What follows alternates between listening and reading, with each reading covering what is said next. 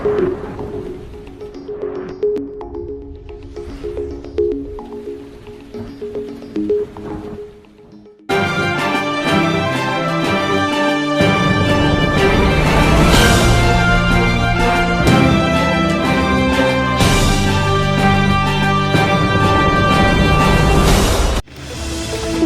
umaga sa ating lahat. Ako po si Angeline de la Puente at narito po ang update ukol sa minomonitor natin na bagyo na si Typhoon Pipito.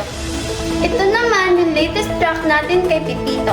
Makikita nga natin dito sa latest track na malapit na ito sa boundary ng ating Philippine Area of Responsibility. So, inaasahan natin posible na lumabas ng PAR si Pipito ngayong tanghali o kaya mamayang hapon. Subalit kahit papalayo na si Pipito sa ating bansa at papalabas na sa ating Philippine Area of Responsibility, ay nakataas pa rin ang signal number 1 sa Ilocos Norte, Ilocos Sur, La Union, western portion of Pangasinan, and the western portion of Abra. Itong tropical cyclone wind signal ay warning tungkol sa mga threats na malalakas na hangin caused by bagyo, kaya kailangan pa rin natin mag-ingat. Patuloy po tayo mag-antabay sa updates na ipapalabas ng Pag-asa at yan po muna ang latest dito sa weather forecast ng Balitang Uno. Angeline de la Puente, magandang umaga at ingat po tayo.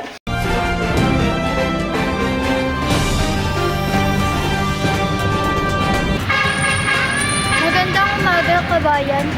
Sa ngayon, kabayan, wala na sa Camarines Norte ang bagyong Pipito. Maayos ang lagay ng panahon dito sa lugar ng Santa Elena.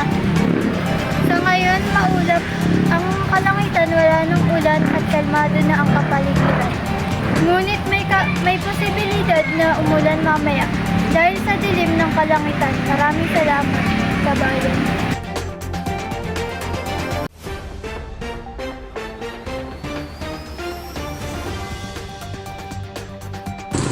Magandang araw, kabayan. Sa kasalukuyan, kabayan, sinuspende ang klase sa lahat ng antas, pampubliko at pribadong paaralan. Lunes, November 18, 2024. Sa probinsya ng Camarines Norte, kasalukuyang nasa ilalim pa rin ng Tropical Cyclone Wind Signal number 1 ang lalawigan ng Camarines Norte, dulot ng Super Typhoon. Ayon sa huling ulat ng DOS Pag-asa, kaugnay nito naglabas na kahapon ng anunsyo ang provincial government ng Camarines Norte hinggil sa suspension ng klase. Ngayong araw, November 18, manatili po tayong updated sa mga lokal na balita, ulat ng panahon para sa anumang karagdagang anunsyo tungkol sa pagkansela ng klase o mga babala sa kaligtasan. Mag-ingat po palagi.